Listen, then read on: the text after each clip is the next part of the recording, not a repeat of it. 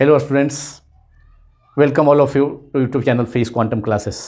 इस वीडियो में मैं अभय कुमार क्लास 11 फिजिक्स का chapter 10 mechanical property of fluids तरलों के यांत्रिक गुण का पार्ट 1 को डिस्कस करने जा रहा हूं, जिसके टॉपिक्स हैं fluids, pressure and thrust, density and relative density, and in last pressure exerted by a liquid column।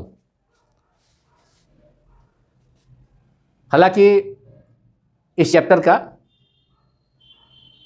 10 class 11 physics का एनसीईआरटी टेक्स्ट बुक के प्रॉब्लम्स का सॉल्यूशंस का 3 वीडियोज मैं पहले ही यूट्यूब में भेज चुका हूं इस चैप्टर का, जिसे आप लोग मेरे YouTube channel physics quantum classes की प्लेलिस्ट को सर्च कर वॉच कर सकते हैं, जिसमें कि एनसीईआरटी टेक्स्ट बुक का प्रॉब्लम्स 10.5 से 10.20 तक का सॉल्यूशन मैंने ऑलरेडी किया हुआ है 3 वीडियोज में। उसका प्लेलिस्ट इस वीडियो के प्लेलिस्ट से अलग है। तो स्टार्ट किया जाए इस वीडियो को, जिसका सबसे पहला टॉपिक, इस वीडियो के टॉपिक्स को जिसका सबसे पहला टॉपिक है फ्लूइड्स। फ्लूइड्स जिसे हिंदी में तरल कहा जाता है। फ्लूइड्स का मीनिंग होता है those materials which can flow, वैसे मटेरियल जिनका फ्लो हो सके, जिनका प्रवाह हो सके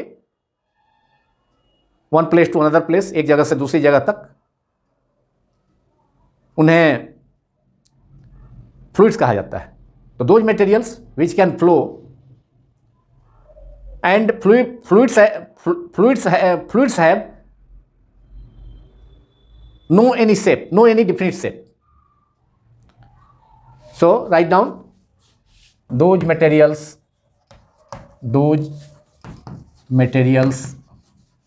which can flow and having no definite shape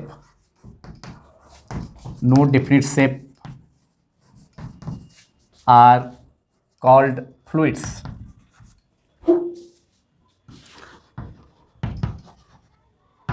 Examples of fluids are liquid and gases. Liquid and gases together are called fluids, but in this chapter we will discuss about liquid. So examples of fluids are liquids and gases। इस chapter में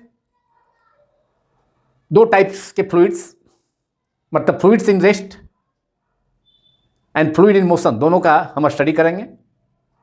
fluid in rest का study physics के जिस branch में किया जाता है उसको हाइड्रोस्टैटिक कहा जाता है। तो हाइड्रोस्टैटिक्स द्रव स्थैतिकी, hydrostatics deals with fluids in rest. जो फ्लूइड्स रेस्ट में है, fluid means liquid and gases, तो जो फ्लूइड रेस्ट में है उसका स्टडी हम करेंगे हाइड्रोस्टैटिक। फिजिक्स के जिस ब्रांच में उसे हाइड्रोस्टैटिक्स कहा जाता है। While another branch of physics in which we deals with fluids in motion is called hydrodynamics. And second hydrodynamics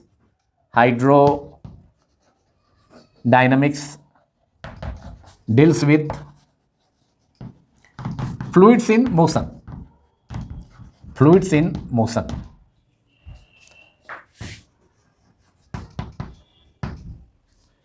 तो इस चैप्टर में हम लोग डिस्कस करेंगे hydrostatics, that is fluid in rest का भी, और later on in this chapter we will discuss hydrodynamics, that is fluid in motion.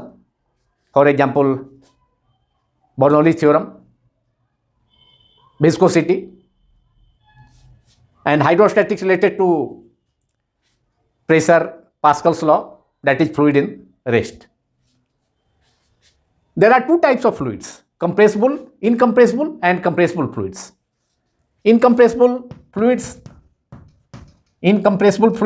fluids means the fluid whose density remains constant at any pressure are called incompressible. Liquids are the examples of incompressible fluid, क्योंकि liquid का किसी भी pressure पर pressure variation के बाद भी liquid का density change नहीं होता है, लिक्विड्स का डेंसिटी चेंज नहीं होता है. Therefore liquids are called incompressible fluids. The incompressible fluids means those fluids whose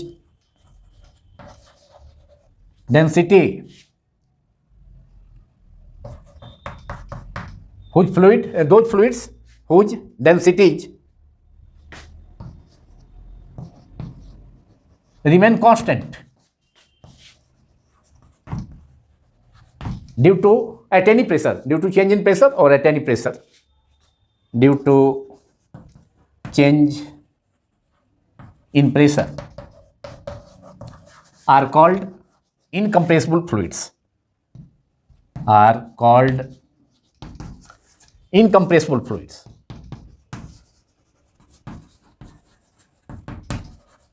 For example, liquids are incompressible fluids. वैसे फ्लूइड्स को इनकम्प्रेसिबल फ्लूइड्स कहा जाता है, हिंदी में असंपीड़ित तरल, जिनका डेंसिटी प्रेशर के चेंज होने के साथ किसी भी प्रेशर पर चेंज नहीं करता है, तो वैसे फ्लूइड्स को इनकम्प्रेसिबल फ्लूइड्स कहा जाता है. जिनका डेंसिटी कांस्टेंट होता है किसी भी प्रेशर के लिए, those fluids are called incompressible fluids. जिनका घनत्व तो नहीं बदलता है, वैसे तरल को इनकम्प्रेसिबल तरल कहा जाता है, जैसे कि लिक्विड्स है, द्रव. एग्जाम्पल्स में हो गया, liquids are suppose to be incompressible fluids. And now second type of fluid is compressible fluid. Compressible fluids means those fluids whose densities change due to change in pressure are called compressible fluids. वैसे fluids जिनका density pressure के साथ change करता है, वैसे fluids को compressible fluids, संपीड़ित तरल कहा जाता है. वैसे फ्लूइड्स, वैसे तरल जिनका घनत्व डेंसिटी प्रेशर के साथ चेंज करता है, परिवर्तित होता है, उसे कंप्रेसिबल फ्लूइड्स, संपीड़ित तरल कहा जाता है. Compressible fluids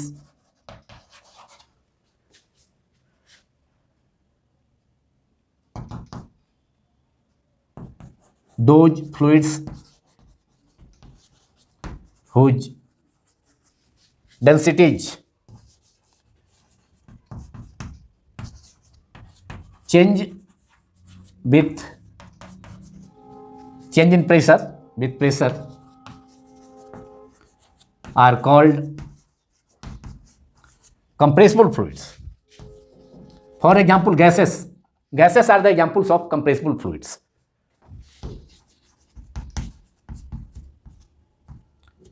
Compressible fluids, those fluids whose densities change with pressure are called compressible fluids. For examples, gases. Gas compressible fluids का एग्जाम्पल है.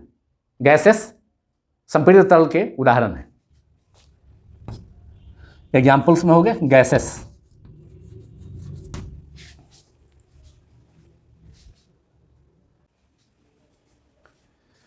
Next topic of this video is pressure and thrust.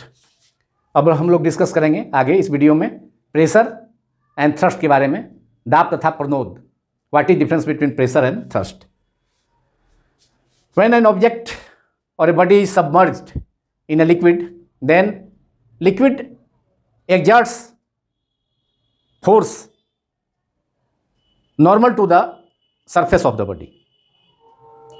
जब किसी object को किसी body को, किसी वस्तु को तरल के अंदर डुबाया जाता है, सपोज किया जाए द्रव के अंदर, अगर जल के ही अंदर डुबाया जाए किसी वस्तु को, किसी बॉडी को, तो उस लिक्विड द्वारा, उस फ्लूइड द्वारा, यहाँ हम लोगों ने जल एग्जाम्पल के रूप में लिया, तो उसके द्वारा उस बॉडी के सरफेस के परपेंडिकुलर फोर्स, मतलब नॉर्मल फोर्स अप्लाई किया जाता है। लिक्विड कभी भी, लिक्विड इन रेस्ट कभी भी हॉरिजॉन्टल डायरेक्शन में फोर्स अप्लाई नहीं करेगा, नहीं करता है। इसका कारण यह है कि अगर लिक्विड के द्वारा अप्लाई किए बॉडी पर, वस्तु पर अप्लाई किया जाने वाला फोर्स का कोई हॉरिजॉन्टल कंपोनेंट होगा, तो Newton third law of motion से वह ऑब्जेक्ट भी, वह वस्तु भी फ्लूइड पर, लिक्विड पर फोर्स, रिएक्शनरी फोर्स, एक प्रतिक्रियात्मक बल, विपरीत दिशा में बल अप्लाई करेगा, और उसका रिजल्ट यह होगा कि फ्लूइड मोशन में आ जाएगा। जबकि फ्लूइड इन रेस्ट है हाइड्रोस्टैटिक्स में, तो हम फ्लूइड इन हाइड्रोस्टैटिक्स में हम फ्लूइड इन रेस्ट का स्टडी करते हैं, तो उसमें फ्लूइड का मोशन नहीं होना चाहिए। तो अगर लिक्विड के द्वारा या फ्लूइड के द्वारा बॉडी के, जिस बॉडी को उस फ्लूइड के अंदर, लिक्विड के अंदर डुबाया जाता है, सबमर्ज किया जाता है, तो उस लिक्विड के द्वारा उस बॉडी के सरफेस के, उस बॉडी के, चूंकि नॉर्मल फोर्स अप्लाई किया जाता है, उस लिक्विड के द्वारा उस बॉडी के सरफेस के नॉर्मल परपेंडिकुलर डायरेक्शन में फोर्स, लंबो दिशा में बल आरोपित होता है, अप्लाई होता है उस बॉडी के, लिक्विड के द्वारा उस बॉडी के सभी सरफेसेस पर।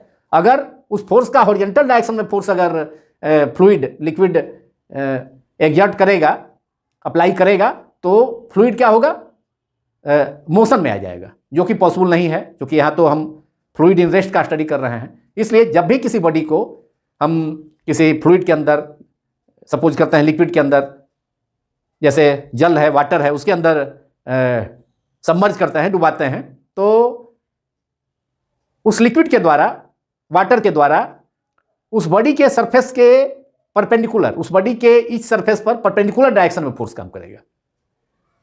अगर सपोज किया जाए लिक्विड है और लिक्विड के अंदर, ये लिक्विड है, मान लिया वाटर ही है, और इसके अंदर किसी बॉडी को हम सबमर्ज करते हैं जिसका सरफेस एरिया कितना है, ए है, ये बॉडी है, तो क्या होगा, इस लिक्विड के द्वारा,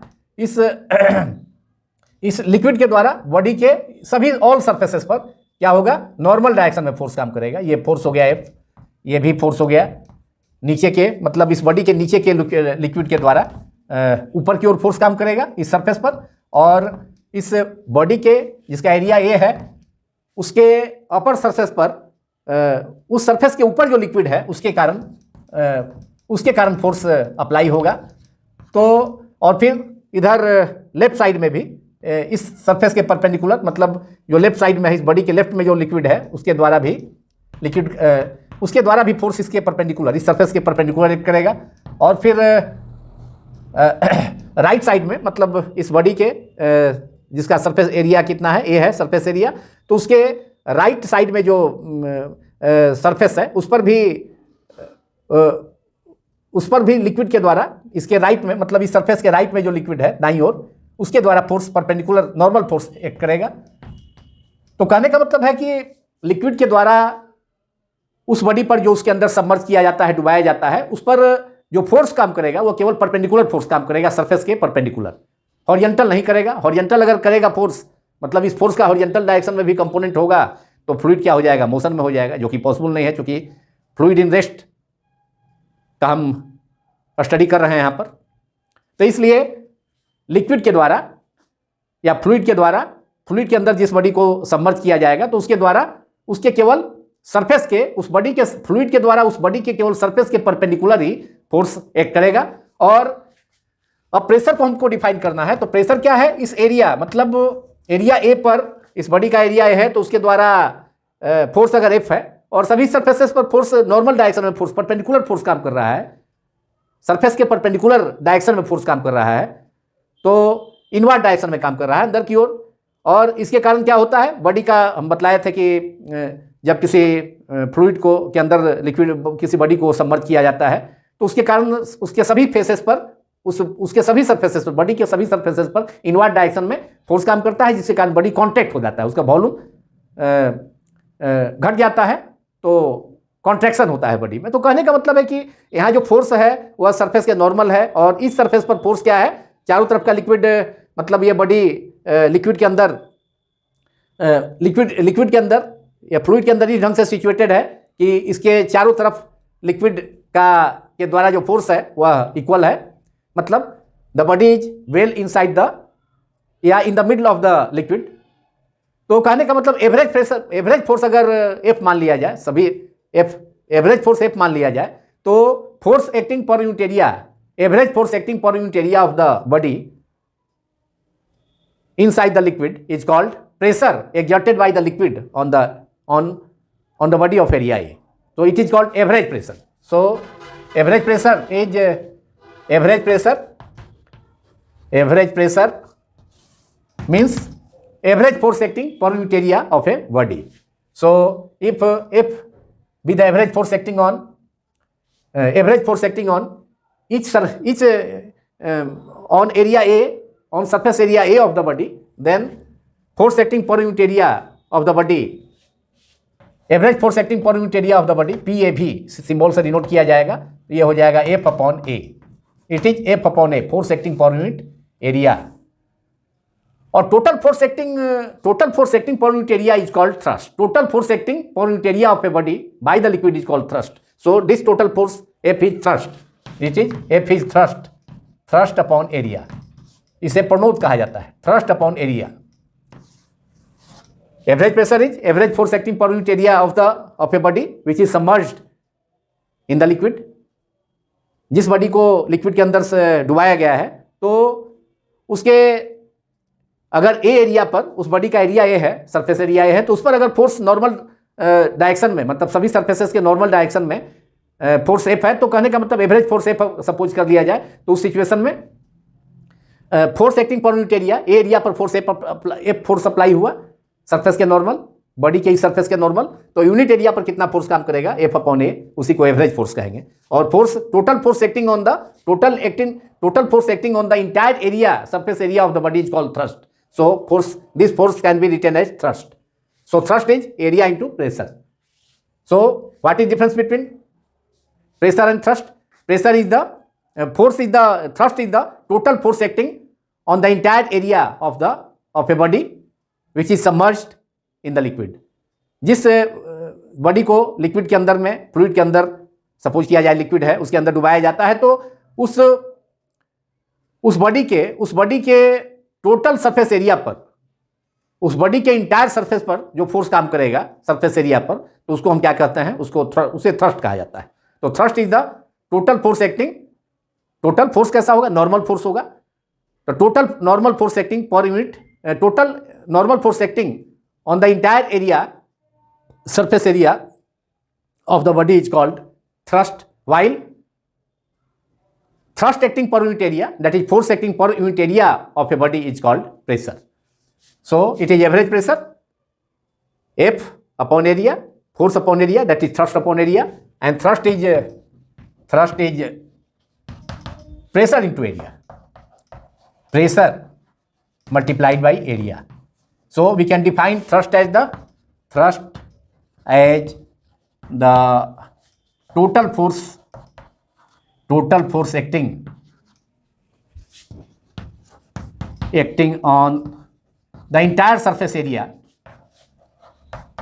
and that force is normal force perpendicular to the surfaces on the entire surface area is called thrust. Formula for thrust is F is equal to force is equal to pressure into area, F is equal to F into P into A. This is thrust. While pressure is defined as force acting per unit area of a body which is submerged by the liquid in which it is submerged. माने जब किसी body को किसी liquid के अंदर या fluid के अंदर डुबाया जाता है, तो उस लिक्विड के द्वारा, उस फ्लूइड के द्वारा उसके यूनिट एरिया पर जितना नॉर्मल डायरेक्शन में फोर्स सेट करता है, माने उसके यूनिट एरिया पर नॉर्मल डायरेक्शन में जितना फोर्स काम करता है, यूनिट सरफेस एरिया पर नॉर्मल डायरेक्शन में जितना फोर्स एक्ट करता है उसको उसे प्रेशर कहा जाता है। क्योंकि हमने देखा कि अभी कि लिक्विड जो है, लिक्विड किसी बॉडी पर नॉर्मल डायरेक्शन में, केवल परपेंडिकुलर डायरेक्शन में उसके सभी सरफेसेस पर फोर्स अप्लाई करता है। मतलब फोर्स का कोई हॉरिजॉन्टल कंपोनेंट, मतलब लिक्विड किसी बॉडी के सरफेस पर हॉरिजॉन्टल डायरेक्शन में फोर्स अप्लाई नहीं करता है। और अगर ऐसा होगा तो फ्लूइड क्या होगा, मोशन में हो जाएगा, जबकि हम हाइड्रोस्टैटिक्स फ्लूइड इन रेस्ट का स्टडी कर रहे हैं। तो pressure is defined as, symbol of pressure is P, it is defined as force या thrust acting per unit area और force acting per unit area. क्योंकि thrust is the total force, force acting per unit area of a body by the fluid, suppose liquid in rest, in which the body is submerged.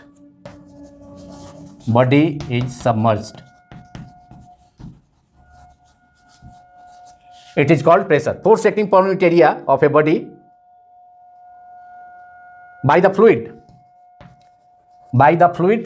suppose liquid in rest, in which the body is submerged, is called pressure. Pressure is a scalar quantity, we know very well. Pressure is a scalar quantity while force is a vector quantity. Pressure is a scalar quantity. Scalar quantity and average pressure तो हमने देखा, और ये हो गया pressure का definition, average pressure ही है। और इंस्टेंटेनियस प्रेशर डिफाइन करना होगा तो इस बॉडी का एक स्मॉल एरिया लेना होगा डेल्टा ए, और उस पर फोर्स अप्लाई होगा इनफाइनाइटली स्मॉल, अगर उस पर फोर्स डेल्टा इफेक्ट करेगा, जो कि एक स्मॉल एरिया है, इसका कोई पार्ट एरिया ए का स्मॉल पार्ट ले लिया जाए, जिसका इसी एरिया का स्मॉल पार्ट ले लिया जाए, जिसका एरिया डेल्टा ए है, which is infinitely small. So area of this infinitely small area is delta A and force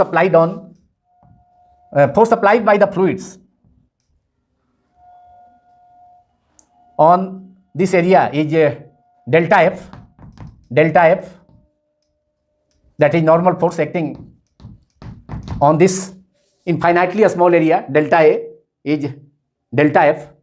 एक बहुत ही छोटा एरिया है इस बॉडी का डेल्टा ए, लिक्विड के अंदर उसे, इस बॉडी को तो लिक्विड के अंदर सबमर्ज किया ही गया, लेकिन इसका अगर छोटा एरिया ले लिया जाए तो इस पर भी फोर्सेस एक्ट करेगा कितना, डेल्टा एफ। मतलब इस फ्लूइड के द्वारा इस पर ऑल अराउंड, मतलब सरफेस के नॉर्मल, ऑल सरफेसेस के नॉर्मल इनवर्ड डायरेक्शन में फोर्स एक्ट करेगा कितना, very small force, infinitely small force, that is delta F, because area is infinitely small. So instantaneous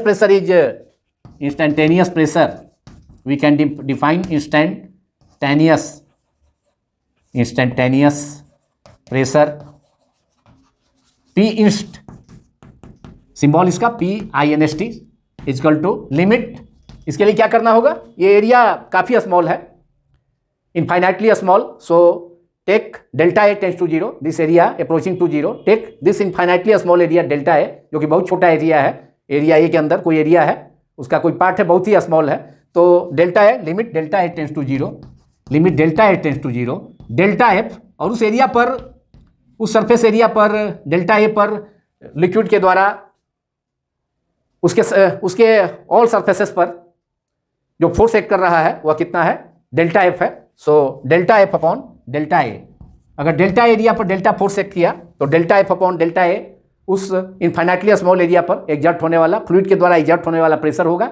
और चूंकि एरिया बहुत स्मॉल है, infinitely small, so take limit delta A tends to zero, delta F upon delta A equal to D F upon D A, D F upon D A. If delta X tends to zero, delta Y by delta X, in calculus we write it as dy by dx, so limit delta x tends to 0, delta f upon delta a is equal to df upon da, and this is second formula, that is average pressure is formula number 1, and for thrust formula f is equal to p into a, this is 2 second and this is third, suppose it is third, that is instantaneous pressure, P inst equal to dF upon dA.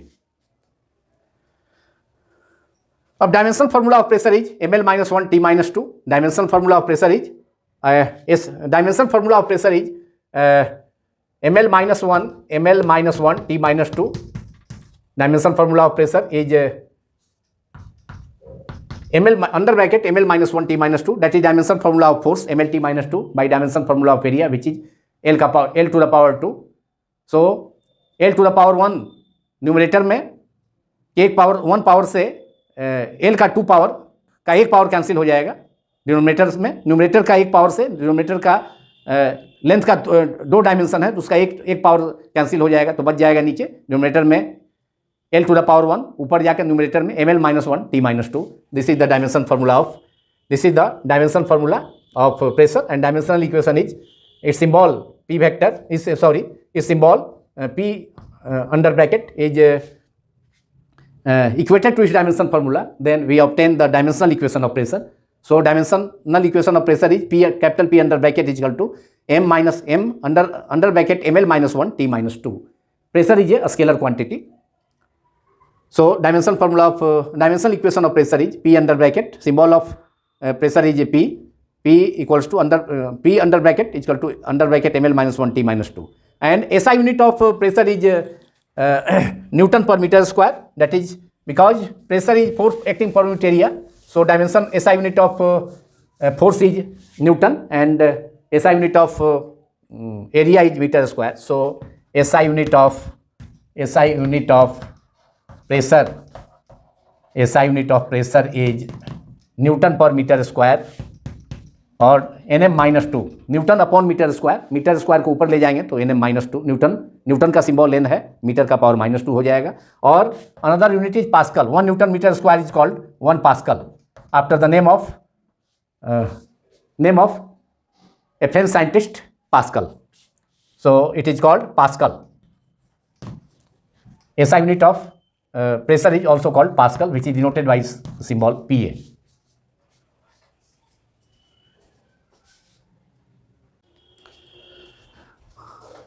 अब इस video में हम लोग आगे discuss करेंगे density and relative density के बारे में. घनत्व था अपेक्षित घनत्व.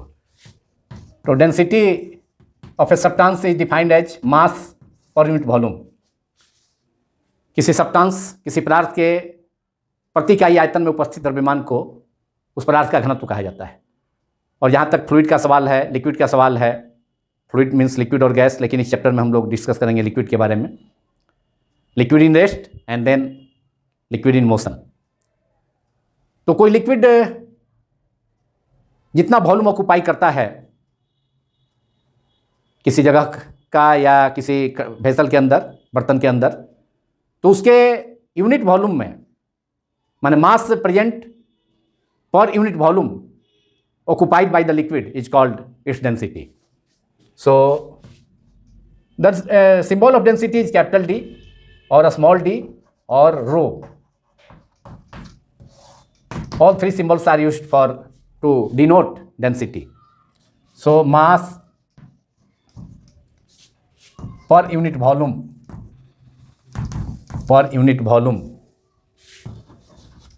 of a substance. Here the substance is liquid. For liquid it is fluid. So mass per unit volume of a substance. In this case, substance, if the substance is fluid, say liquid. So mass per unit volume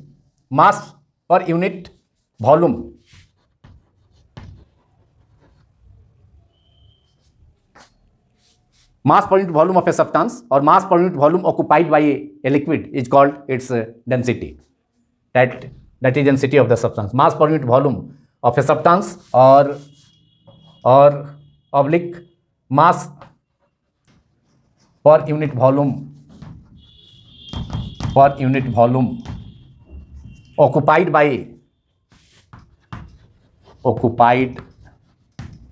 a liquid. जितना volume occupy करेगा किसी जगह पर या किसी place पर या किसी बेसल कंटेनर के अंदर, तो उसके यूनिट वॉल्यूम में जितना मास प्रेजेंट होगा, उस लिक्विड के यूनिट वॉल्यूम में जितना मास प्रेजेंट होगा, उसको हम कहेंगे, उसको क्या कहा जाएगा? Density of the liquid. और अदर मटेरियल है, अदर सब्सटेंस है, डेंसिटी सॉलिड का भी हो सकता है. तो डेंसिटी ऑफ सॉलिड हो जाएगा, mass per unit volume of that substance that solid.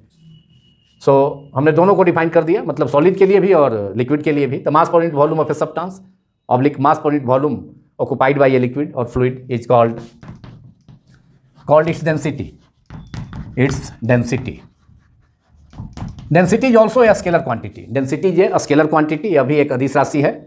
Density is a scalar quantity and its symbol already mentioned. Its symbol is capital D or a small d or rho. So formula for density is density equals to mass upon volume. Mass upon volume. So SI unit of density is SI unit of density equals to is kg per meter cube. Mass SI unit of mass is kg. SI unit of volume is meter cube. Kg upon meter cube, that is kg meter minus 3. kg divided by meter cube, that is kg meter minus 3, while its CGS unit is and its CGS unit of density is CGS unit of density is gram per centimeter cube or gram per cc. Centimeter cube means cubic centimeter, तो gram per cc और gram centimetre -3, GCM -3। अब density of water ये याद रखना चाहिए, problem में भी इसका यूज है। Density of water in SI unit is 1000 kg per metre cube, while in CGS unit density of water, ये इन SI यूनिट हो गया, ये in SI unit, while in CGS unit density of water is and density of water in CGS unit is 1 gram per cc, that is 1 gram cm minus 3 in CGS unit। उसी ढंग से अलग substances का अलग अलग density होता है। जैसे मरकरी है अदर सब्सटेंस, उसका density 13.6 into 10⁻³ kg per meter cube in SI unit, and in CGS unit density of mercury is 13.6 gram per cc और gram centimetre -3। Density of silver वो भी अलग होगा। Density of silver is nearly 10.5 kg per meter cube in SI unit, and in CGS unit density of silver is 10.5 ग्राम पर cc, that is gram CM -3। तो अलग अलग material का, चाहे वो सॉलिड्स हो या लिक्विड्स हो, उसका डेंसिटी अलग अलग होता है। Every material has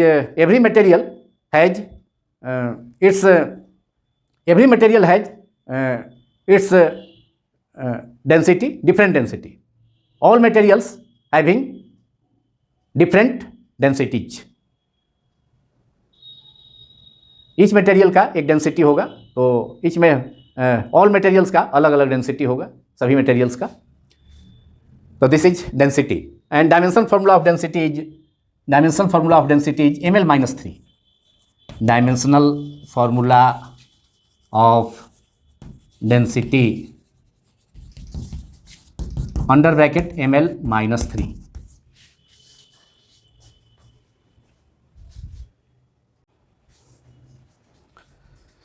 now we have to discuss relative density, आपेक्षिक घनत्व, relative density. Relative density is unitless as well as dimensionless because it is the ratio of density of a substance to the density of water. Relative density किसी substance का density and water का density का ratio के equal होता है। So relative density is a ratio, that is relative density equal to density of a substance, किसी substance का, किसी पदार्थ का घनत्व तथा जल का घनत्व का अनुपात। मतलब किसी पदार्थ का घनत्व में जल का घनत्व से अगर डिवाइड कर दिया जाए तो उस पदार्थ का, उस सब्सटेंस का रिलेटिव डेंसिटी ऑब्टेन होगा, प्राप्त होगा। तो relative density is equal to density of a substance by density of water,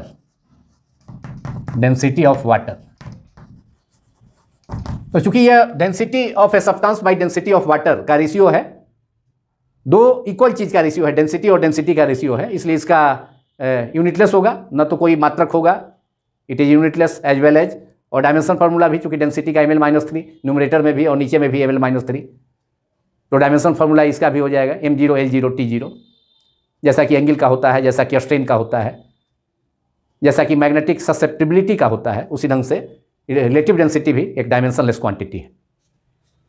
और किसी सब्सटेंस का डेंसिटी मालूम है तो रिलेटिव डेंसिटी मालूम कर सकते हैं। जैसे मरकरी का डेंसिटी होता है 13 पॉइंट, मरकरी का डेंसिटी होता है ऐसा यूनिट में, जैसा कि मैंने अभी कुछ देर पहले बताया, इसी वीडियो में बताया कि मरकरी का डेंसिटी होता है 13.6 into 10⁻³ kg per metre cube. तो रिलेटिव डेंसिटी ऑफ मरकरी इस फार्मूला से क्या हो जाएगा, relative density, for example relative density of mercury, जिसका सिंबल Hg होता है, density of mercury by density of water, density of mercury is 13.6 into 10⁻³ kg per metre cube, that is kg मीटर-3, and density of water, जैसा कि अभी मैंने बताया, density of water in SI unit is 1000 kg per metre cube, that is 10⁻³ kg per metre cube. तो kg per metre cube, kg per metre numerator denominator दोनों में है, और 10⁻³ से 10⁻³ वाटर का डेंसिटी है 1000, that is 10⁻³ kg per metre cube, cancel हो गया, तो रिलेटिव डेंसिटी ऑफ मरकरी कितना हो गया 13.6। तो किसी भी अगर सब्सटेंस का डेंसिटी अगर मालूम है तो उसका रिलेटिव डेंसिटी हम मालूम कर सकते हैं, या डेंसिटी या उस सब्सटेंस का रिलेटिव डेंसिटी अगर दिया हुआ है तो डेंसिटी मालूम कर सकते हैं। डेंसिटी हो जाएगा of substance is equal to relative density multiplied by density of water. Density भी मालूम कर सकते हैं, रिलेटिव डेंसिटी दिया है तो उस सब्सटेंस का relative density of a substance equals to क्या करना होगा, रिलेटिव डेंसिटी उस सब्सटेंस का रिलेटिव डेंसिटी में डेंसिटी ऑफ वाटर से मल्टीप्लाई कर देना होगा। तो density of a substance equals to density, relative density of that substance, relative density, Hindi में रिलेटिव डेंसिटी को आपेक्षिक घनत्व कहा जाता है, relative density of that substance multiplied by density of water, तो अगर रिलेटिव डेंसिटी ही दिया हुआ है किसी सब्सटेंस का तो वाटर के डेंसिटी से मल्टीप्लाई कर देंगे तो उस सब्सटेंस का डेंसिटी मालूम हो जाएगा।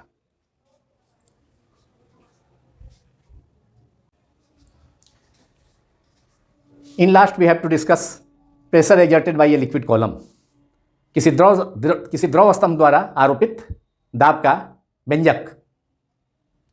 We have to derive an expression for pressure exerted by a liquid column on the surface of a vessel in which it is kept.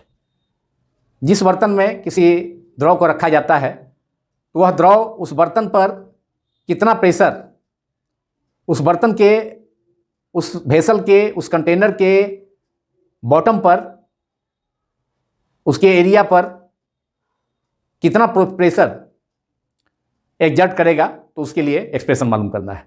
Suppose किया जाए कि एक कंटेनर है जिसमें कि कोई liquid,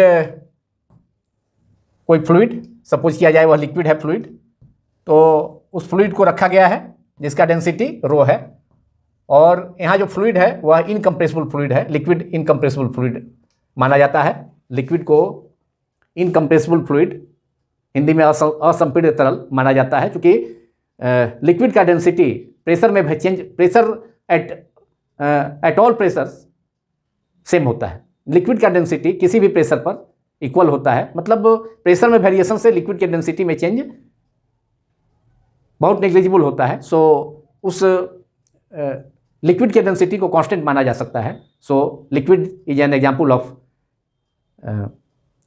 of an incompressible fluid.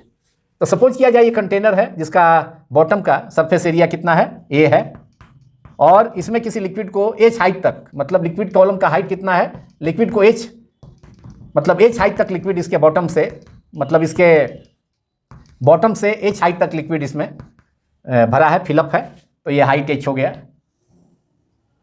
या upper surface से बॉटम का जो डेप्थ है वह कितना है, h है, वैसे भी कहा जा सकता है। और इस बॉटम का सरफेस एरिया कितना है, a है।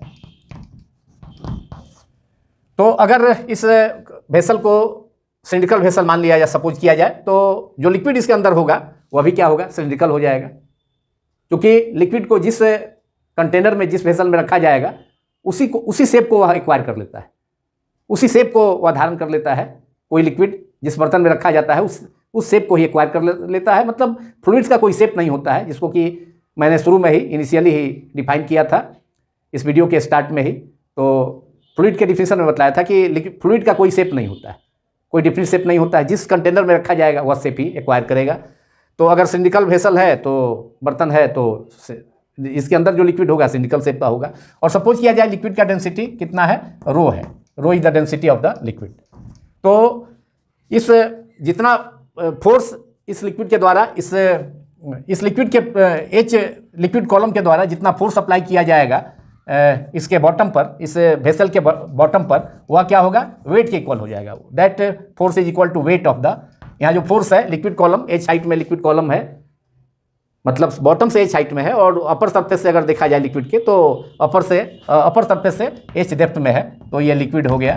तो एच लिक्विड, एच मतलब एच हाइट का या एच लेंथ का जो लिक्विड कॉलम है इस वेसल के अंदर में, तो उसके द्वारा जितना फोर्स अप्लाई किया जाएगा, नॉर्मल फोर्स, क्योंकि लिक्विड तो नॉर्मल फोर्स ही सरफेस एरिया पर अप्लाई करता है किसी बॉडी के सरफेस पर, तो यहाँ पर भी बॉटम पर, ये बॉटम है वेसल का, ये कंटेनर का, तो इस पर नॉर्मल फोर्स ही, परपेंडिकुलर फोर्स ही इस लिक्विड कॉलम के द्वारा एक्ट होगा, जो कि इस लिक्विड कॉलम, वेसल के अंदर लिक्विड कॉलम एच लेंथ का है, तो उसके वेट के इक्वल हो जाएगा। तो एफ इक्वल टू क्या हो जाएगा, W, weight of the liquid column, F equal to W which is equal to M G, which is M G. तो weight that is normal force या फोर्स एक्टिंग बाय, और ये force क्या है, downward force है, acting by the liquid column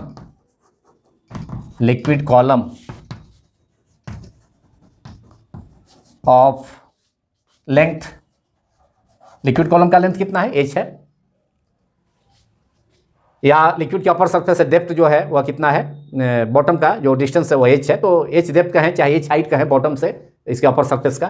तो force acting by the liquid column of length H on the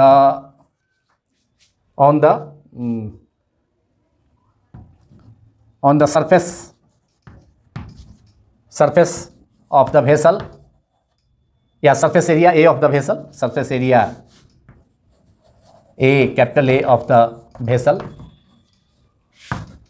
बर्तन का बेस का, मतलब बेस का या बॉटम का, इस वेसल के बॉटम का बेस का सरफेस एरिया कितना है, A है, इसको इंडिकेट भी किया गया है डायग्राम में। तो force that is normal force acting by the liquid column of length h on the surface area A of the vessel. Normal force means perpendicular force, क्योंकि लिक्विड जो है वह किसी सरफेस पर, किसी बॉडी के सरफेस के परपेंडिकुलर ही force act करता है। हॉरिजॉन्टल कंपोनेंट होगा तो लिक्विड फिर क्या होगा, मोशन में होगा, जो कि पॉसिबल नहीं है, क्योंकि यहाँ वेसल के अंदर जो लिक्विड है वह क्या है, रेस्ट में है। तो normal force acting by the liquid column of length h on the surface area A of the vessel is equal to क्या होगा, ये force F is equal to normal force weight के is equal to weight of the liquid W, and weight कितना होता है, m into G, mass into acceleration due to gravity, where m is the mass of the liquid kept inside the vessel. इस container में जितना जो liquid रखा गया है, इनकम्प्रेसिबल लिक्विड जिसका डेंसिटी रो है, उसका मास है कैपिटल M, एंड जी क्या है, small g, acceleration due to gravity, since weight of a body is equal to mass into acceleration due to gravity. और एफ इक्वल्स टू कितना हो जाएगा, normal force acting on the surface area A of the bottom of the vessel is F equals to mass into weight of the liquid column that is M g, and M is equal to mass is equal to volume into density, this is M is equal to V into rho is the density of the liquid multiplied by g, and volume is area into liquid column का volume कितना हो जाएगा, area into length of the liquid column, area multiplied by length is volume, so A into H ये volume हो गया, volume occupied by the liquid inside a vessel is area of the surface area of the bottom of the vessel multiplied by height of the liquid column या length of the liquid column which is H, तो volume is A into H multiplied by rho into G. This is force, normal force acting by the liquid on the bottom of the vessel. And this is equation number, suppose it is equation number 1. Now we have to find an expression for pressure exerted by liquid column. So pressure exerted by the liquid column on the surface of the vessel, that is bottom of the vessel, is pressure P is equal to pressure exerted by the liquid column on the bottom surface of the vessel is P is equal to F upon A. Liquid column के द्वारा, द्रव स्तंभ के द्वारा, इस बर्तन के अंदर जो द्रव स्तंभ है, लिक्विड कॉलम को हिंदी में द्रव स्तंभ कहा जाता है, उसके द्वारा आरोपित दाब, applied force by the liquid column on the surface area A of the bottom is P is equal to pressure is equal to force upon area, and force is A multiplied by H multiplied by rho multiplied by G upon A. A is the area, surface area of the bottom, that is A and A will cancel out. A and A in numerator and denominator cancel out. Therefore pressure exerted by the liquid column is rho GH. This is the formula. That is expression for pressure exerted by a liquid column of length h, where density of the liquid is rho. So pressure exerted by the liquid column on the bottom of the vessel is rho, density of the liquid, multiplied by acceleration due to gravity, and h is the height of the or length of the liquid column. This is the final expression which is given in equation number 2. This is the required formula. So pressure exerted by a liquid column, P is equal to rho multiplied by G into H, where rho is the density of the liquid which is kept inside the vessel, G is the acceleration due to gravity at that place, and H is length of the liquid column, जो कि H height का liquid column है. H height तक, H length मतलब बर्तन के अंदर, इस वेसल के अंदर H हाइट में लिक्विड भरा हुआ है, तो height of the liquid column is H. और इस फॉर्मूला का यूज प्रॉब्लम में भी है. तो प्रॉब्लम के लिए जैसा कि मैंने बताया कि इस चैप्टर का प्रॉब्लम्स को मैंने प्रॉब्लम्स का वीडियोज एनसीईआरटी टेक्स्ट बुक के प्रॉब्लम्स का सॉल्यूशन 10.5 से 10.20 तक 3 वीडियोज में मैंने काफ़ी पहले ही कर रखा है. उसका वीडियो बनाया जा चुका है. उसका प्लेलिस्ट भी अलग है मेरे यूट्यूब चैनल में, उसे आप सर्च कर सकते हैं, physics quantum classes by Abhay Kumar. उसमें chapter 10 class 11 solutions to NCERT text, solutions to NCERT text problem करके वह ये प्लेलिस्ट में उसका हेडिंग है solution to NCERT text problem, chapter number 10 mechanical properties of fluids. तो उसमें मैंने 3 वीडियोज में 10.5 से 10.20 तक का एनसीईआरटी टेक्स्ट बुक का सॉल्यूशन उसमें का वीडियोज पहले ही बनाया जा चुका है. उसमें इस फार्मूला का यूज, उसमें जो भी कॉरस्पॉन्डिंग प्रॉब्लम्स होगा इस फार्मूला से रिलेटेड इस फार्मूला का यूज किया गया है. And this the video is now completed. Thank you very much.